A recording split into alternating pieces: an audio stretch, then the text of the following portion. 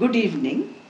I'm really grateful to Sahapedia for interviewing or video interviewing Dr. Devangana Desai, an eminent art historian and one of our leading scholars of Indian art and culture. And for me, it is an honor and a privilege to interview her because Dr. Desai is someone I respect deeply, and I also consider you, Dr. Desai, as a very dear friend. So I would like to begin by asking you. You have embarked on a field of research in Indian art and culture. What were some of the influences, early ones of your life, that brought you to this field? Could you share that with us? No, I'm interested in art. Painting was my hobby, even in my early days when I was a child. And some of my paintings were also put on the board in the school. They appreciated it. Which school was this? New Era School. New Era School. So our painting teacher encouraged me, and I'm fond of this painting as well as art in general.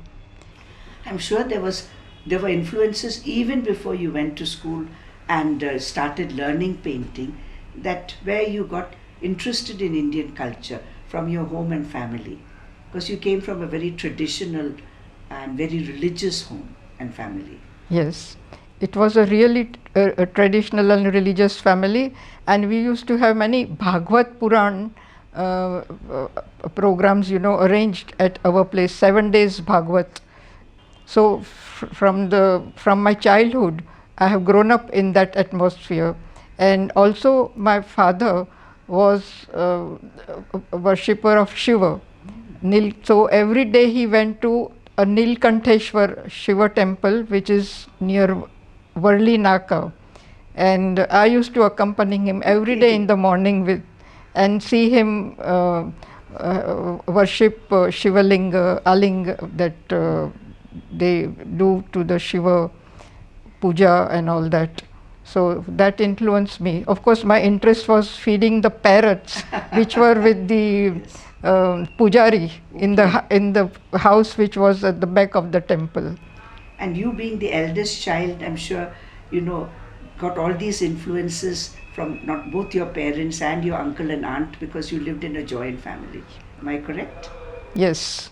So, and they used to recite this Vraja Yatra, where they do go to Mathura and Yes. Krishna Leela scenes and all that, where they have shown. So they used to recite every day. We went to this Gokul, we went to Vrindavan and all sorts of places, Kamvan and all sorts of areas which were connected with Krishna. So I used to hear that when I was sleeping there and go to sleep hearing all this. So you absorbed it in your subconscious as a It little was, child. yes. And I think, am I correct that your mother was also very staunch Vaishnav and a Krishna Bhakta? She was a worshipper of Vishnu. Oh, Vishnu. Earlier. Okay. Then she came to this Vaishnavism of Srinathji, that is Yes. Krishna as Srinathji. So, and then my father, who was a Shaivite, he became also a Vaishnav. Okay, that is very interesting, yes. So you had both the Shaivite and Vaishnavite, and of course the great Vrindavan tradition very much at home, and you had Yes. absorbed it from your earliest childhood. Yes. And I'm sure all that is something part of a tradition that you grew up in. Yeah. You mentioned that you had taken sociology Yes. for your masters. Now, sociology and art history are two, they're not the same. So, how did you move to art history? Actually, I was interested in art, so it was more sociology of art that it was, and I started my PhD Yes. on erotic sculpture. Dr. Gurye was my guide, and I made it a socio-cultural study Okay. of erotic sculpture, and that was because of my curiosity Yes. about erotic figures. And then I studied those figures in 5 regions of India. I traveled all that. And this is Before your marriage or after your marriage? No, after marriage, and my husband also accompanied me, Okay. and he supported me. And our friend also, Dilip Purohit, he used to come do the photography for me, and he was an architect. Now, as a person who has traveled for research work, I know it's not easy for women to travel to different sites in India and often remote sites. Now, you were doing these travels, if I'm correct, in the 1960s and 70s. Your Yes. early travels. Yes. How did you manage that, and what support did you get from your family or? It's my husband who supported me. Oh, So he accompanied me, to these regions which we went to. Earlier we went to Khajuraho also. The first trip was with him Yes. and our friend Mr. Purohit. And other places also we went there because he was helping me in photography. That is Mr. Purohit. Purohit, yes. So we three of us traveled together, and once my sister Kunjalata also came with us to Modera and some Gujarat sites. I'd taken 5 regions because The 5? you see, when I found at one place, say like Modera, we won't just go to Modera, we will go to places around it also. Okay. So like Motap, Shunak and such temples. So similarly, regional pattern was noticed. So I took the region of Gujarat like that, then Karnataka, temples of Mysore region, then of course Madhya Pradesh was taken. That's Khajuraho. Gujarat, Madhya Pradesh, Karnataka, Orissa with Bhubaneswar, Konarak, Puri. and Puri, and there were some other sites also. So there were 5 regions altogether which we traveled together. And for how many years was this research? Total work? 7 years. My, that's a lot. Total, because the writing part of the thesis also connected Yes. with it. And your work on erotic sculpture is certainly of great seminal importance. It's referred to, I think, even today by people who are doing work in that area of art history. Yes. But how did you move from erotic sculpture to Khajuraho, for finally today you're known as the expert on Khajuraho and Khajuraho sculptures? Khajuraho, because that is one of the important sites, For erotic. and Mr. M. Postal of Franco-Indian Research, he said, why don't you write on Khajuraho? So they sponsored my research on Khajuraho temples. How long ago was this? Hmm? When did this happen? Which This year must do you remember? this must be around 70s sometime. And so you have been traveling to Khajuraho? No, Khajuraho, then I was traveling alone that You time. went alone? Then I started alone. Wonderful. In the early 70s you started Yes, I alone. started going to Khajuraho alone, and actually it is the Archaeological Survey of India who helped me, Yes. because I would write to the main persons there in Delhi, Yes. and they would allot me some one of their attendants there. So then I was not alone, Okay. and I used to stay in ITDC hotels house. there, Ashoka Hotel. So there was support of people around. Can you share some experiences of those early years of working in Khajuraho as compared Yeah. to what Khajuraho is today? There is a place called Raja Cafe there, opposite the temples. There is a small, what you call, hotel-like thing. And the Maharaja of Chhatarpur, Yes. who stayed in Khajuraho, he had a small palace in Khajuraho. He used to also come and sit there. Therefore, it was called Raja Cafe, and there were 2 European ladies who were running this cafe. So those days, early. Later, of course, it changed its character, Raja Cafe. But so it was nice to go and sit there and talk with people. And I used to meet some village people also at that time. And it was quite interesting to be there.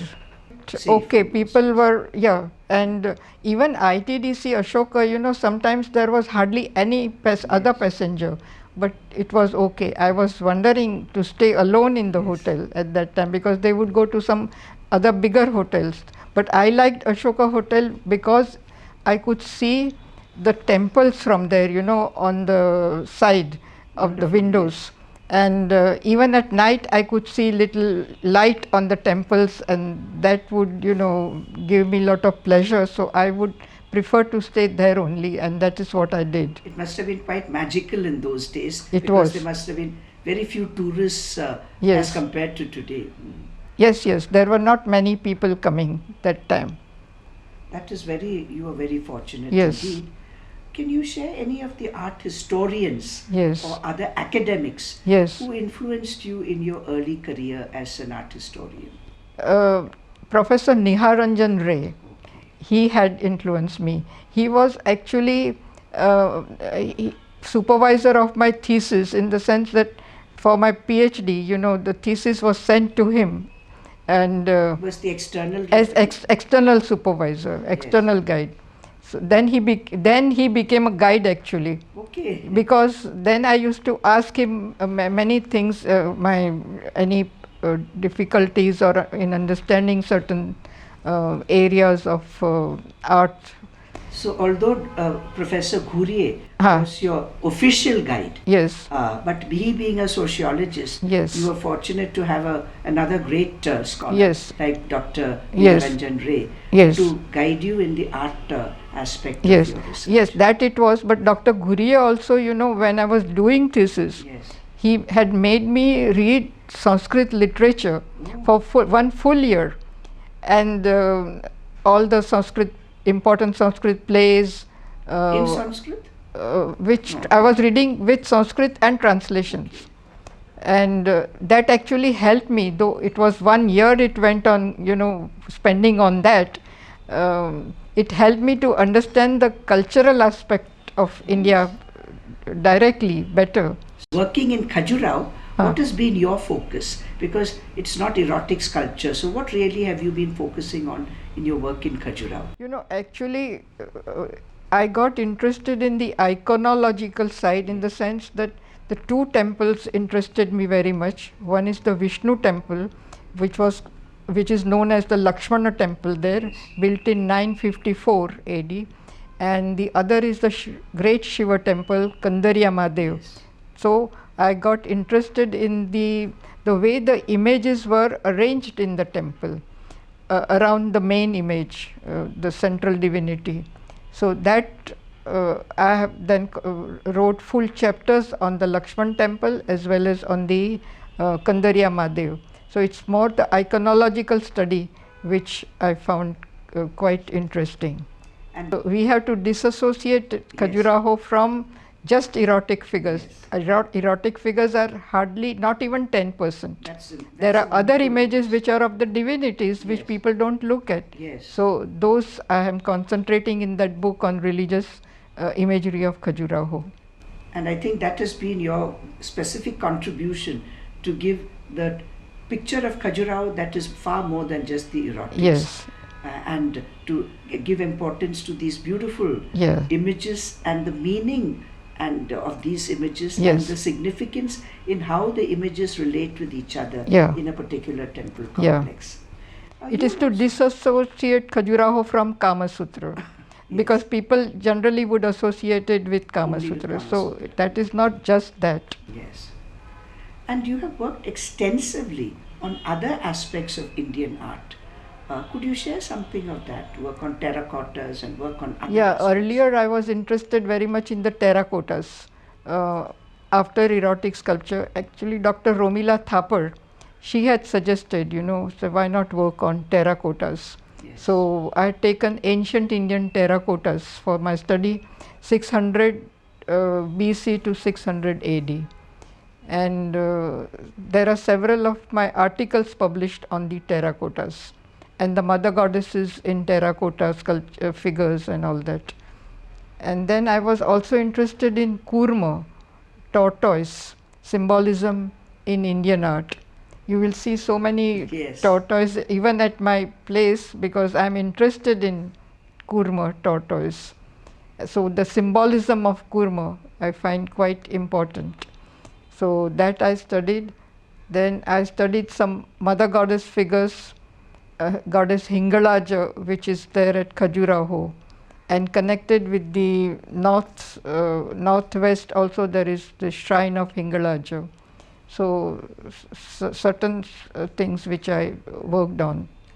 Could you share some of the important papers which you think really were very significant in their contribution to the field of Indian art? Actually, one of the important conferences which I was invited to was by Professor Michael Meister at Philadelphia in honor of Dr. Stella Kremrich. There he asked me to write on erotic sculpture of Khajuraho. But I said I don't want to write on Khajuraho. Paper presentation. Yeah, paper presentation on that. So I said I want to write on Ravan shaking Kailas. Images. No, but he said no, I want only on this Khajuraho, erotic sculpture of Khajuraho. That made me re-look at Khajuraho. And when I went for my second visit, earlier I had visited Khajuraho for my book on erotic sculpture. But when I visited Khajuraho again for writing this paper, I could see certain things which I had not noticed earlier. That is like puns and double meaning language in sculpture through erotic figures. They have put these erotic figures on the kapili, that is the wall which joins the hall and the garbhagruha. On that particular part, they are saying something which is actually non-erotic through erotic figures. That is what I have written in the papers. That you presented at Philadelphia? Yes, that is what I presented, yes. And you have obviously traveled extensively for conferences, for meetings, and have you visited various museums where you have looked at objects that of interest for you from the point of view of Indian art in these museums? Yes. Can you name some of them? The Boston Museum, which I visited, was quite good. Then in London, of course, the British Museum, I like, one of the best, which I visited several times. And in India, National Museum, and also some in the south also, which I have visited in Mysore and other regions. Calcutta, of course. Yes, of course, the great museum there. Yes, Indian Museum. Can you share some of your more recent interests? Because while you are focused on Khajuraho for very many years, that you have now moved on to other areas that you're really, delving into and working on. Yes, I'm very much interested in the theme of Vatapatra Shai, that is Krishna on a banyan leaf. And on that subject, I have collected material in sculpture where it is depicted in, say, Tamil Nadu and other southern Indian sites, then in painting. How did you get interested in Vatapatra Shai? See, I had a painting where sage Markandeya, who is immortal, he is at the time of dissolution of the universe, he has this darshana, vision of Krishna on the banyan leaf. And that painting I have, my uncle Dharamdas Kothari, he had got it commissioned at Nathadwara. And that painting I have with me now. After his death, my sister Malti took it. And after Malti's passing away, I brought it here, which is with me. So that painting inspired me to work on this. And then I'm collecting material on it, and now in a book form it will come out. May I ask you, do you have any idea how many research papers you have written or published? About 100 or little more. I forgot to tell you, the other subject which interests me is Yamuna. Goddess, as Yamuna as goddess, river goddess, Yamuna. And that also in Pushti Sampradaya, because there she is beloved of Krishna. We used to have that worship of Yamuna also in our house, in my parental house.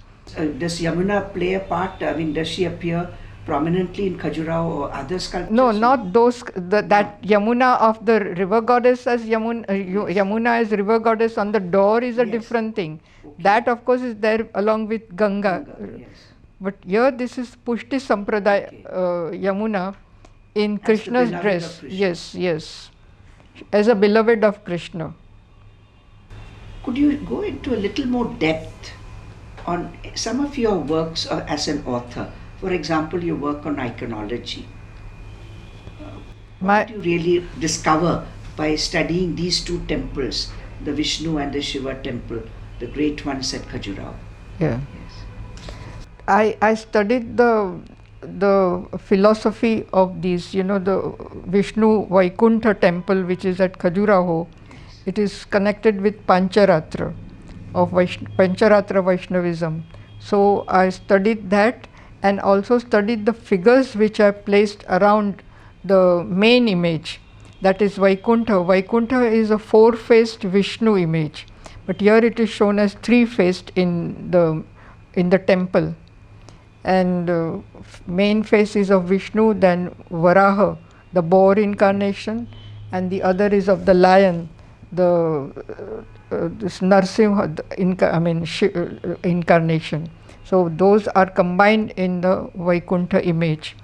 So that, and there are those images are placed in the cardinal niches of the temples.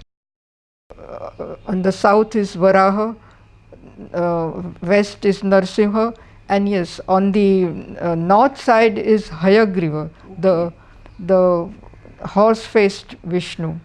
That also is included at Khajuraho. So those, and there are these Krishna Leela scenes which are also carved. There are 12 Krishna Leela scenes on the sanctum of the temple. So those also I have gone into. And what about in the Shiva temple? Some of the main yes. murtis or the subsidiary murtis around the main one? Those are Ganesha, Parvati, and maybe it was Kartikeya or Ardhanarishwar. And do they have a particular position? Yes. And that is a standardized version that you find always on a particular side in these. Ganesh is generally facing south. Yes. In the temples. I don't know about the south. It's the same. Same, no? Same. Yes. So here it's also in the Chola period, yes, of course. Yeah. So Ganesh is in the south, then Parvati is there, and then Ardhanarishwara is there on the north side of the temple. And then there are these other images of connected with Shiva around the temple. Can you share a little bit about some other works that you have done? For example, you mentioned Kurma as one of your interests. I mean, can you tell us some discoveries you made or some research you have done on Kurma? There is this two Kurma Shatakas, that is 100 verse. Shataka is a 100 verse poem. So there are 200 verses poems which got interested Parmara king, 11th century Parmara king Bhojadeva of Malwa, central India. And he got them inscribed in stone.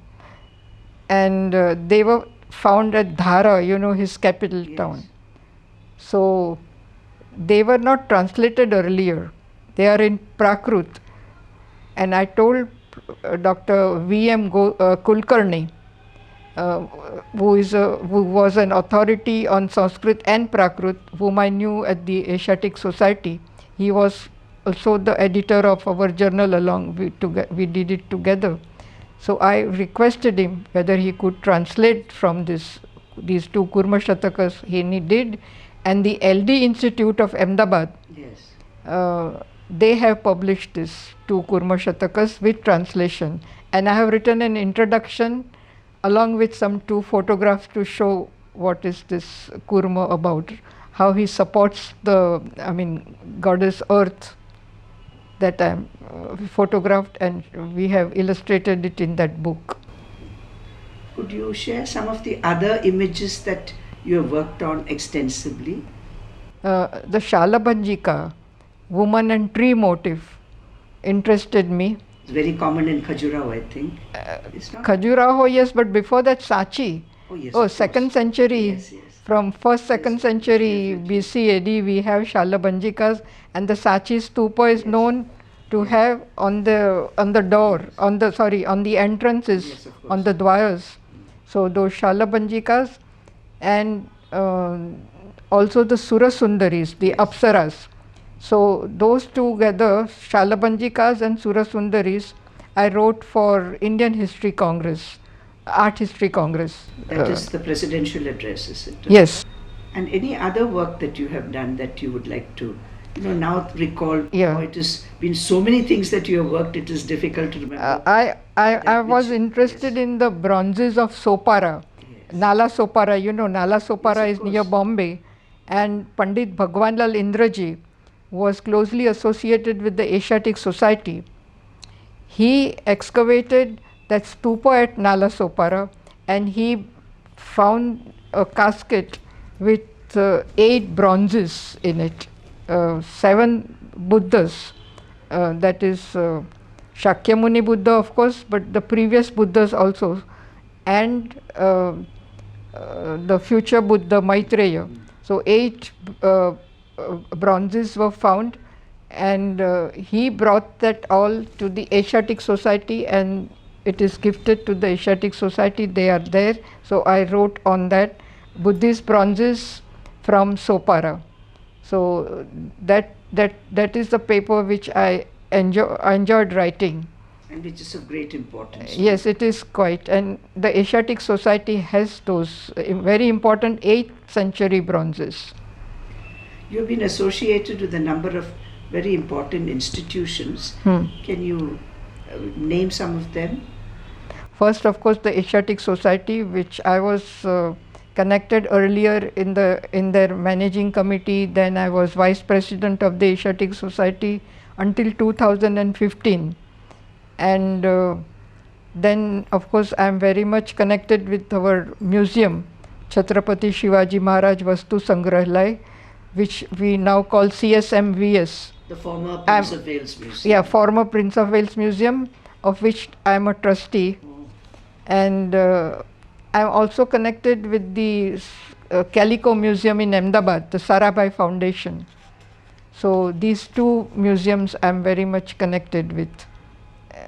And the archaeological survey, I was earlier they were inviting me for those non-antiquities, they call it, when they had caught some images from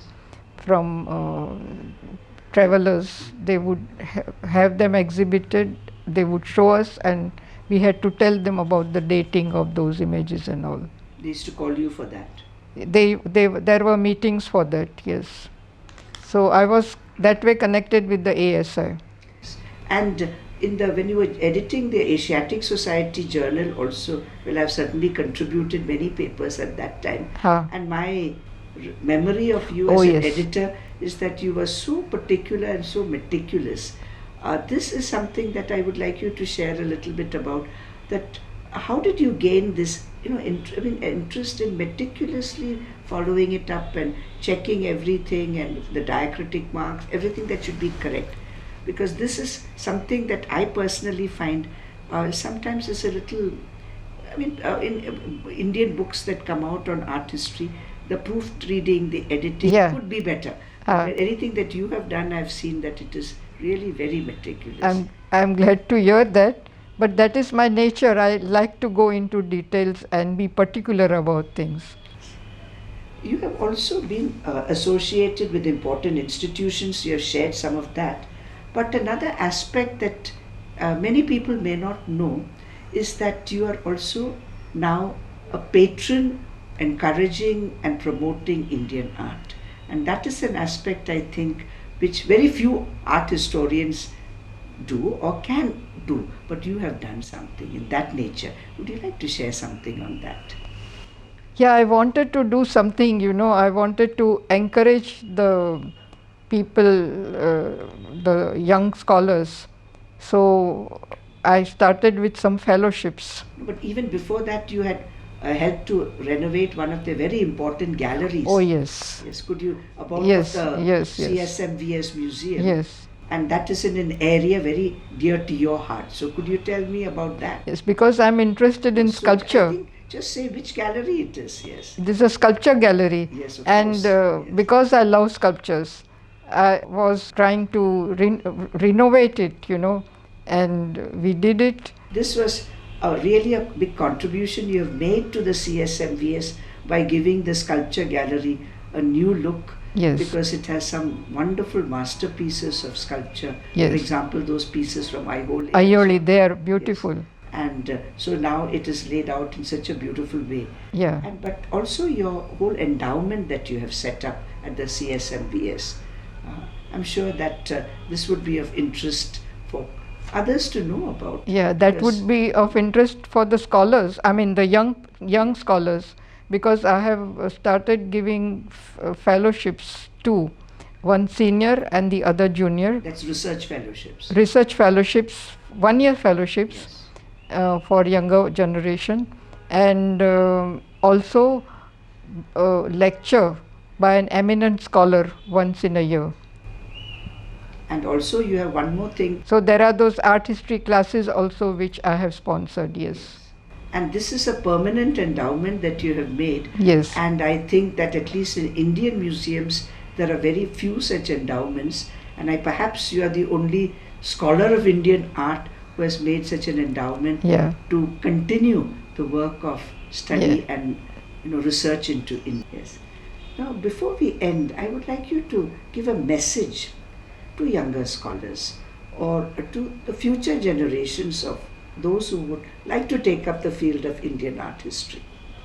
They should take intensive interest in the subject, and I would be happy if they take it in Indian art. Yes. Western art is fine, but I would like to myself encourage their work on Indian art. So thank you very much. It was really Hi. wonderful hearing some things that I'm aware of, but there were many new insights that I gained by this interaction and by the sharing that you have done just now. Thank you.